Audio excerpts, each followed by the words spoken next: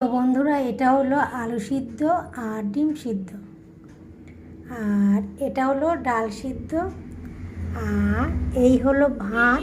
আর ভাতের মধ্যে আমি তরকারিটা পাঁচমিশালি তরকারি করেছিলাম, তো ভাতের মধ্যে নিয়ে এসেছিলাম, তাই জন্য ভাত লেগে গেছে।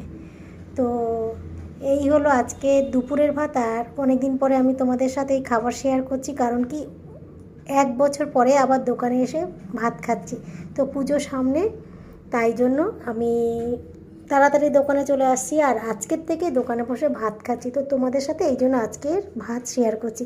আর জানো তো, এতটা ভাত, কাজের জায়গায় কি এতটা ভাত খাওয়া যায়? তোমাদের দাদা বললো নিয়ে যাও, তো এতটা তো নিয়েছি।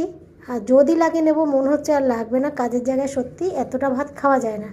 তো যাই হোক, রেখেছি পাশে, যদি লাগে তবে আমি নেব।